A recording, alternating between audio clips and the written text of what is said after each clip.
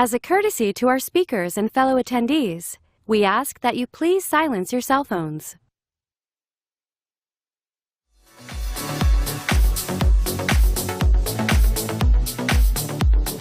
Please welcome to the stage Mark Roberge, co-founder and managing director at Stage 2 Capital.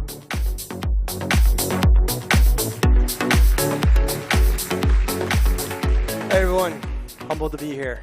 Thanks for coming out. All right, we're going to do a tech bake-off. I don't know, like 50 years from now, we look back on today, the last couple decades. Which technology has the biggest impact on society? Mobile versus AI. How many people think it's mobile? AI. All the hands are there for the camera. All right, tougher one. Internet versus AI. Remember, we were writing letters to people. Internet versus AI. How many think it's internet? Biggest impact. AI bigger. Woo, people like internet. This is kick around with this one. Electricity versus AI. Remember, candles for light, all right? How many think electricity bigger? AI? A couple of hands out there. All right, so yeah, there's I'm very blessed to be able to talk to a lot of entrepreneurs and thought leaders and serial entrepreneurs and VCs that I respect every year. We're talking a lot about AI. And I haven't seen the energy in great entrepreneurs, thought leaders, visionaries, that I see in their eyes today in like 20 years. And I share the same sentiment. And I'm trying to understand why and respect the fact that, like, when the internet technology kind of came out, we knew what it was in, like, whatever, 1997. This is kind of the same time as what's going on in AI right now. That, like, some people at this conference weren't even born yet. That's how long ago it was. And I'm trying to explain, like, why do I have this feeling and why do our peers have this feeling? And I think it's like, for the first time in 20 years, it's a blank canvas. It's complete artistic freedom, especially in our area of B2B software. We can reimagine everything. And that didn't happen with the other, like blockchain, like I don't know what kind of impact that's going to have on society if crypto comes back or whatever, but like I never saw the blockchain thing in our sector of B2B software. I was just like, I look at plays, I'm like, can't you just use a QR code or like encryption? And like, yeah, you kind of can.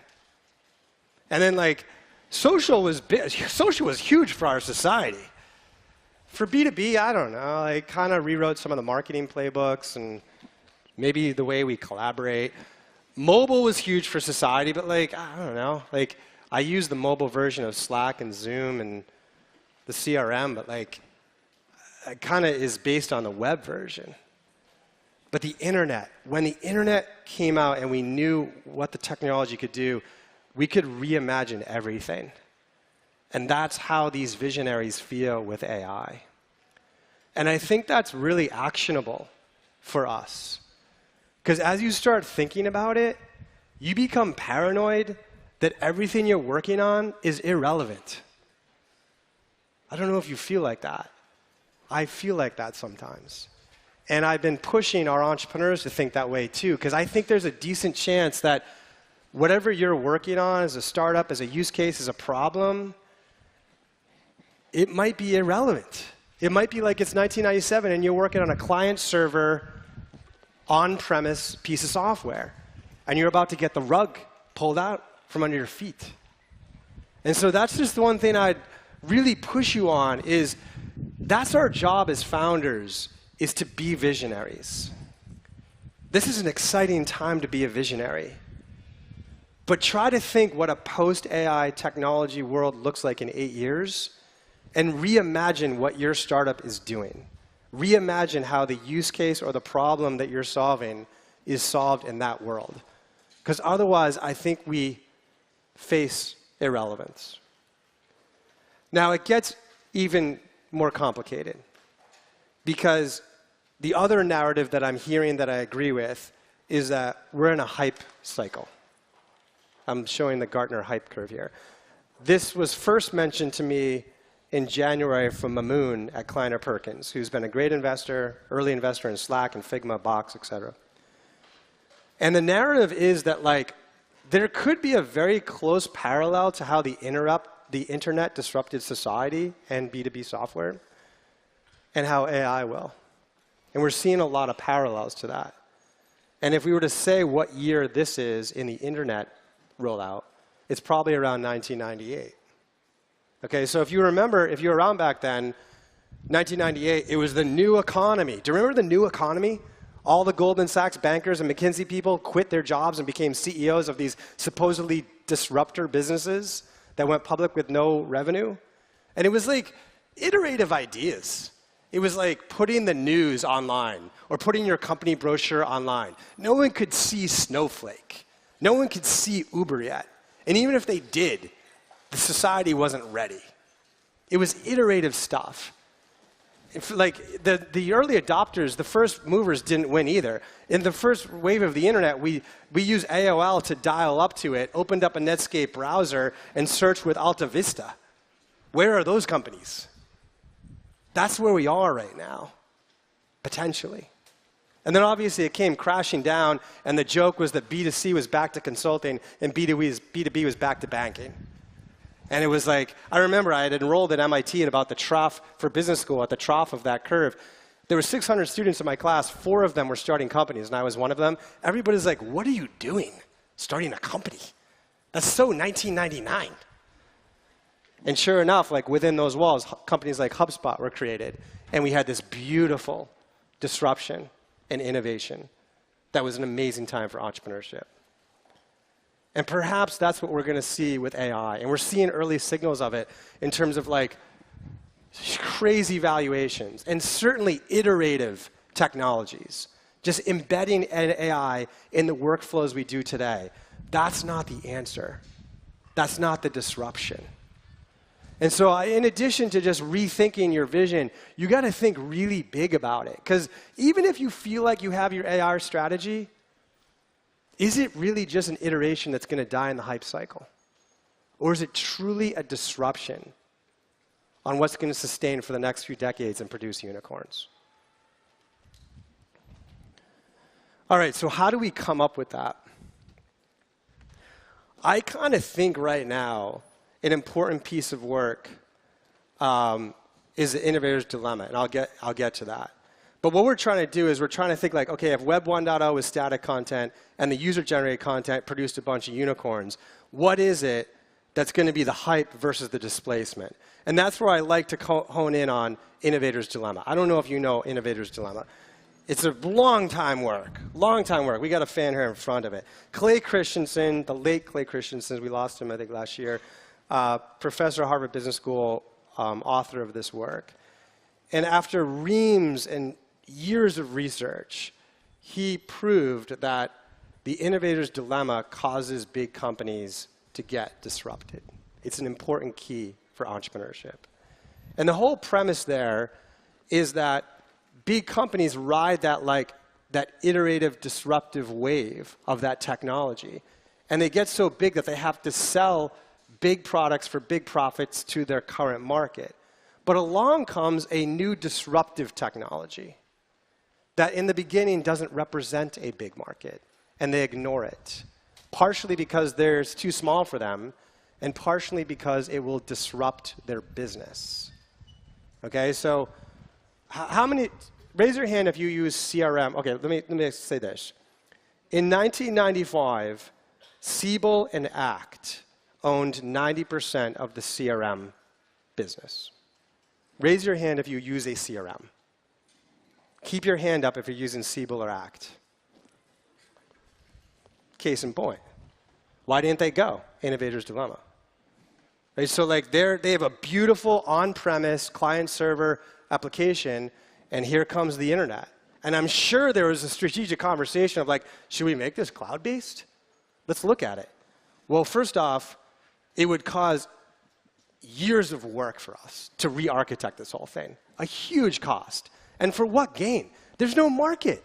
What CTO is going to put their data in the cloud? That was the message of the time. Every CTO wants their data in the server farm in their basement with protection of 3 badges to get in to get access to it. No one's going to put it in the cloud. But Salesforce takes the gamble. Their first logo was software with a red X through it.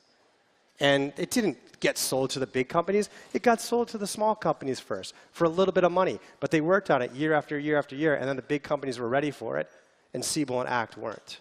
And it caused cannibalization and disruption. So what is the innovator's dilemma today as you rethink your startup in an AI-first world, knowing that we're in a hype cycle? How do you not get hyped? How do you become a true disruptor and find the innovator's dilemma? I don't know. But the gentleman that told me about this one is in the audience here. His name's Omer. He's the co-founder of Tatango, and he's working on one of these. And he basically said, think about it. Let's just use sales tech as an example. Most sales tech unicorns, the foundation of their pricing model is seat-based. That's how it works. So just imagine if an engineer approaches the board or CEO and says, I'm working on technology that's going to get rid of all SDRs. No way. That will destroy our business. Our whole business is seat-based. And God forbid we could even transition from a seat-based to a consumption model. There's no way we can demand the ACVs that we get from them. It'll cannibalize our entire business. And yet the potential of AI and the maximum efficiency it can create will be the displacement technology. Is that an innovator's dilemma?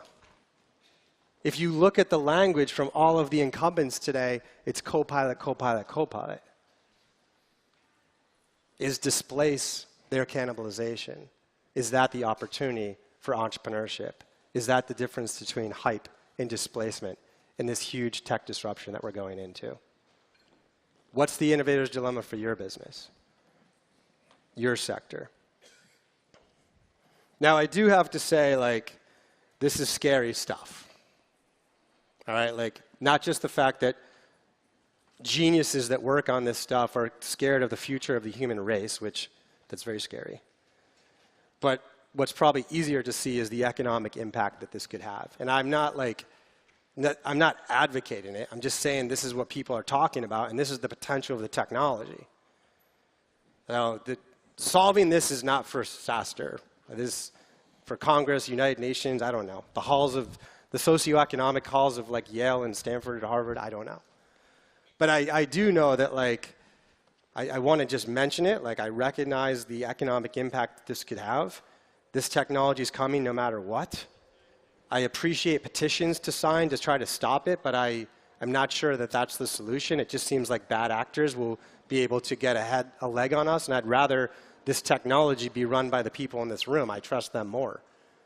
And so the only point I'll make is if this were to happen, and I will say a caveat that, like, as I debate this in the halls of Harvard Business School with some of the best economists in the world, they have gone off and done research and come back to me and said, hey, the same narrative was happening at the brink of mass production at the beginning of last century, and the same narrative was happening at the brink of internet and e-commerce and disruption of jobs that would happen. And it didn't happen. In fact, it created more jobs. So that's their prediction. I hope they're right. It's hard for me to see it, but that's what they're saying. But God forbid this does create tremendous job displacement. If you happen to be one of the benefactors, just make sure you find a way to progress rather than regress society. I don't know what the answer is, whether it's a UBI tax. I don't know. But just like, let's make sure we understand this as we embark on this crazy technology. Okay. So go to the mountain, rethink your business in a post-AI world. Hard to do. And by the way, we're in a hype cycle. So think bigger than you actually are. Unfortunately, more complexity and more bad news. If you are able to come up with a big vision and figure out a true displacement business model and technology that is going to be the unicorn in 10 years, the market's not ready for it right now. You will have no customers. I'm sure someone came up with Uber in 1997 and it failed miserably. Probably wasn't even technically feasible. So we're not ready for it. So this is really hard because it's like, okay, if I keep working on what I'm doing, I'm going to get disrupted in 10 years. But if I work on the true disruption in 10 years, there's not going to have any customers. And so this is where the old adage of design big but start small is a very good narrative and operating system to follow. And in fact, this is forget about AI. This is a root cause of what I see as a lot of entrepreneurial failure this year anyway.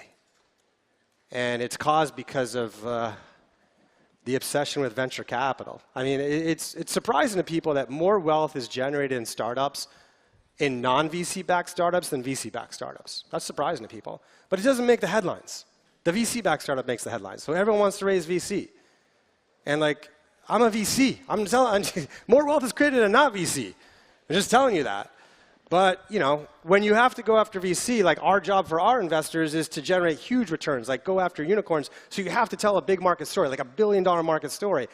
The problem is, yeah, tell the story, but most entrepreneurs try to prove the story right out of the gate. They build a huge product for everybody and try to sell it to everyone, and that leads to failure.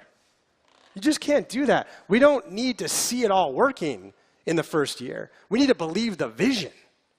So yeah, tell the big story, but build the MVP that could potentially get you to $10 million, and once you test it, exploit it and scale that one product in that single market. Get it to $10 million. It takes 2 or 3 years if you're cruising. And then that gives you time to test the next market or test the next product or both, and then use that in the next 3 years to get to 50 million. And that gives you more time to test the next product, the next product market, and you're a platform, and now you're going IPO. That's the big story. And that is really critical in this time where I'm telling you, or I'm pontificating, that the ideas we have today are either going to get disruptive or they're iterative. We need the big idea that the market's not ready for today. So we have to find that beachhead that's safe. And that happened during the internet. Bezos and Jobs, I can give you a story about both of them. Jeff Bezos did not set out to be a book salesperson, but that was the first version of Amazon. Bezos was, I think, a quant hedge fund person. And he was like, this internet thing's crazy. All of commerce is going to be disrupted. All of brick and mortar is going to be disrupted. We're going to order everything from clothes to food to everything online. And I want to sell that. But he didn't start there. He actually made a list of 50 things to sell and looked at it through a lens, and he chose books first because we weren't ready for the rest. Books had high margin. Books had millions of unique products every single year. And most importantly, no one at that time trusted putting their credit card in, and no one at their time trusted buying a product without touching it in a store. But who cares? It's a book. So that's the beachhead, and he exploited it. And not only was it a beautiful beachhead, but it created a moat for the long-term vision. Because it was years of selling books that helped him with his operational rigor. All the warehouses, all the delivery mechanisms, and Walmart couldn't catch up.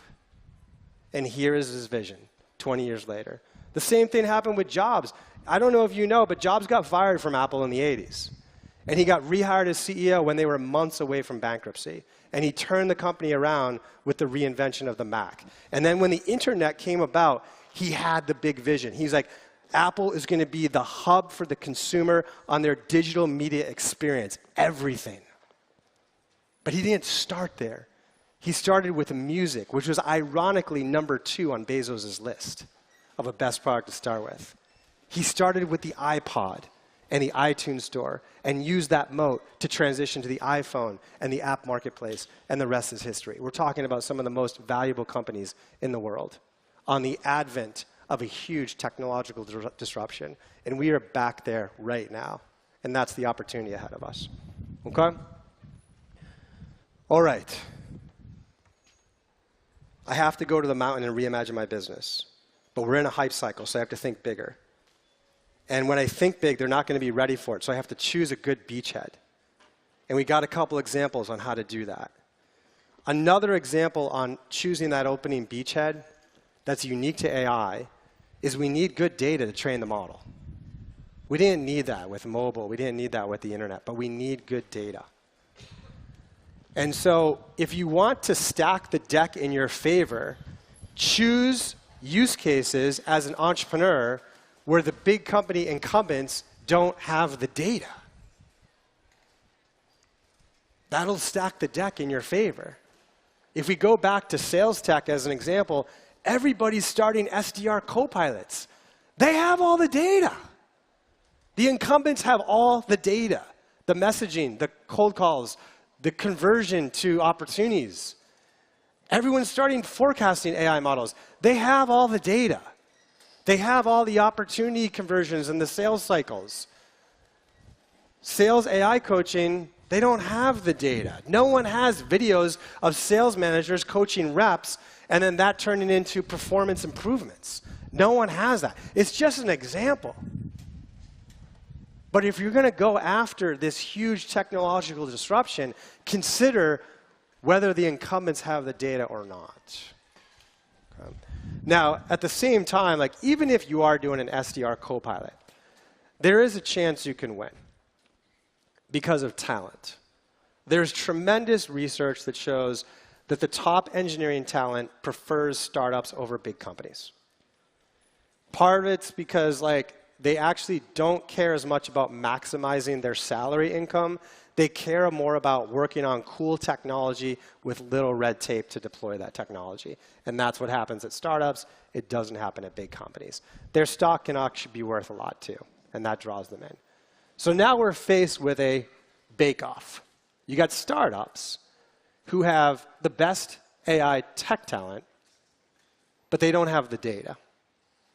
They have limited data. You got the incumbents that have like average AI tech talent with all the data. Who wins? I personally thought the most data would win, but Sam Altman and Peter Thiel disagree, and I will go with their vote. They, I think if I'm quoting them correctly, feel like there's a diminishing returns to the data at some point in the model development.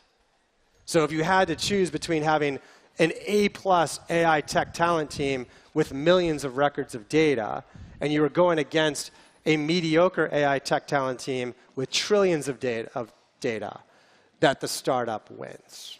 And that starts to make sense with the diminishing returns of that data. So there's a feather in our cap as we go head to head. But regardless, what does happen in these companies is the acquisition of data becomes an important function, probably within the business development domain, because we don't have any data. And we see some early signs of techniques here. We see some companies who are out there using the publicly available data to build a model, which is pretty commoditized, but they're actually using your company data to tailor the model to you. That's cool. I come in, I use your data, I tailor it. I think there might be some limitations to how much data a single company has to build a model, but that's cool. There are other people who are striking up relationships with people who have data, but have no shot at building a tech team. Maybe the credit bureaus is an example. Maybe grocery stores is an example. I don't know. Who has tons of data and has no chance of building a tech team? That's cool if we can partner up with them. The problem is that the credit bureaus think their data is more important than the tech talent, and the startup thinks the tech talent's more important than the data, so you have a little bake-off. I mean, maybe if you can actually find 8 different players that have data and start to like build exclusive partnerships with them, you kind of chess move them into having to join your movement or being left out of the future. But regardless, we've never really talked about data acquisition as a function. The narrative is that that's going to be an important function for startups as we attack this opportunity. So that would be a framework to think about a beachhead.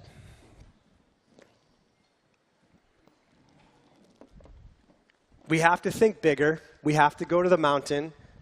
We're probably in a hype curve, so we can't get stuck up in something iterative. We have to find but yet they're not ready for the big idea. So we have to come up with a beachhead. And a good beachhead is where the big incumbents don't have the data. We can get access to the data, and that beachhead creates a moat for the long-term vision. Something to think about. So we ran an experiment at Stage 2 Capital that'll be instructive to the next point in this journey to building a unicorn in a post-AI world. And so Stage 2 Capital, if you haven't heard of us, we're the first VC firm run and backed by go-to-market professionals. So we have the CRO and the CMO and the CCO. We have 500 of them as our investors, from Snowflake and Zoom and Atlassian and GitHub and all those companies. Some of them are sitting in the room here and speaking at the conference. So what I did, and actually I wonder if this is true for you all, how many of you 2 years ago in 2021 had a board mandate to grow at all cost, and now your board mandate is to be very efficient? Is anyone going to that change? Okay. That was happening to a lot of our LPs as well. How many of you are looking at AI as a main driver to do that? Yeah, there's not really many hands, which is like a little confusing to me, because it seems like that would be a big opportunity to adopt that. And so that's what I said at the LP meeting in May. I was like, hey, if you're under a lot of pressure from your board to do more with less, and you want to try to use AI in your go-to-market motion, like for your SDRs, your account executives, your support people, your marketers, whatever, we're seeing a lot of go-to-market AI tech. So I can just email them to you every week, and you can like take meetings with the ones that we see. And people are psyched about that. 100 LPs said, I want to see that for my company, to use in my company. And so I promoted that. I went online and said, hey, listen, I have 100 CROs and CMOs from places like Snowflake and Atlassian and Zoom and all these places that want to see the tech we're seeing. So if you're starting a company in go-to-market AI, fill out this landing page, and I'll promote it to them. And I had 200 people fill that out in like a week. So we got a pretty good glimpse at like where the innovation was happening specifically in go-to-market AI. And it was actually kind of boring, to be honest with you. It was all the iterative stuff. Like a quarter of them were SDR co-pilots, a quarter of them were forecast things, whatever. And we had like, I don't know, we had 50 meeting requests, I think. And I'm exaggerating here. It was pretty much 0 pilots. That's crazy. And when I went back to the LPs and I was like, what's going on? They're like, we love the technology. It's just the lawyers and the IT people won't let us use it. We don't have a legal policy on IP for AI in our data. And the security team doesn't know how to deal with it. So we have to wait. Okay, well, that's pretty instructive. If we're starting a company, where do we have to sell? Well, first off, I think that's good news for startups, because that means that your incumbents that you want to try to disrupt are going to wait to get more operationally efficient. And you can get ahead of the game and get there faster. The other thing that I saw was they're just suffering, especially in go-to-market tech, from too many apps. And they were like, I just want to wait to find out what my current vendor comes out with. And I think that helps us as startups too, because I don't know if the current vendors are going to come out with the best stuff. I think the startups will. And if the big companies are going to wait to adopt the new innovations, it's just an advantage for us as startups. So I think that's quite instructive to when we build that MVP is where do we start? And I kind of feel like there were like 2 seemingly unrelated things that happened in the last couple of years. One being that ChatGPT came out and we got a really good glimpse of what AI could do. And the other one is that we had the bullish market in tech dissolved, and we're back to an efficient market. So now what you're left with is, if I had to choose which industry to roll out a new tech into, I would not choose manufacturing, I would not choose healthcare, I would not choose finance, I would choose tech. They're innovators. They know how to run experiments. They know how to deploy this stuff. And the biggest meme in the boardroom at the tech companies is do more with less. That's kind of the summary of AI. So we have this beautiful, like, the opposite of a perfect storm, this opportunity where our beautiful beachhead market has a strong desire for our technology. It's just the big folks don't want to adopt it. So that's how I would think about it, is if I'm going to build my MVP, I'm going to build it with the startup tech community. That's like scary for me to say, because the startup tech by itself, that has a high failure rate, so you're going to have a lot of churn. But it's just where you're going to have the quickest bang for your buck to build the models. And then quickly move up to the SMB and mid-market tech, which is a pretty common best practice. And over the years, the big tech companies, I think, will get their legal and IT stuff together and also see that the AI stuff that the large incumbents come up with is optimal to what you as entrepreneurs come up with. So that's it. I got one more for you, but like, we could be on the brink of the most important technology disruption of our lifetime. And that means that a lot of the stuff we're working on is going to be irrelevant in 6 years. So rethink it. And understand that we're in the hype curve, so you got to think really big and appreciate innovators' dilemmas as a way to craft that story. Knowing that the market's not going to be ready, so you have to be very strategic in choosing that first use case, like Bezos did, where the market is ready and it creates a moat for you, and selling it to the right market. Okay, I got one more for you. But, and by the way, I'll take questions over there. It's just that, like, AI is so controversial right now. Like, there's protesters outside of this conference right now. I just feel like a politician taking questions on AI in front of cameras. So if it's cool with you, just go over there, and I'll do the questions. Sorry for chickening out. But anyway, I had mentioned Stage 2 Capital. I want to share some content, because I always come up here and speak, and I try to like give you really tactical stuff that you can use tomorrow. And I love getting the LinkedIn messages that say, like, I went to SaaStr, I implemented a thing, and it accelerated revenue. I love that. And this is more strategic, and I wanted to do this today because, again, I'm really paranoid that what we're working on is irrelevant. So that's why I talked about that today. But I want to give you some tactical stuff, too. So first off, Mandy, who's going to be speaking on Friday, one of our partners, if you're in annual planning season, you should be in annual planning season. Don't wait till January to build your bottoms-up plan, because you'll realize that you should have hired 4 reps in Q4 to hit your 2024 plan. Please start your annual planning process on October 1st so you can hit your 2024 number. Mandy's got a great template that you can download that helps you build a bottoms-up plan that you can actually hit in 2024. Another partner of ours, Liz Christo, she's been running every Saturday an Ask Stage 2 blog. We basically sit as a group and say, what are the biggest questions coming from our entrepreneurs every week? And she writes about them, whether it's standing up a partnership program or setting up your first pricing model or putting together an MSA or whatever it is. She writes about those things from the trenches that we're feeling. If you haven't seen my work on Science of Scaling, I personally believe the #1 failure reason for startups is they choose the wrong time to scale, and they choose to scale at the wrong pace. They basically copy what Snowflake did, and that's not right for you, necessarily. And so what the Science of Scaling work does is it helps you and your board calculate, using your data, when you should scale, and calculate, using your data, how fast you should scale. So if you're thinking about moving to scale mode, you can check that out. And last from Mandy again, she's actually speaking on Friday on this. There's a brain date on building your first go-to-market playbook if you have to be in that realm.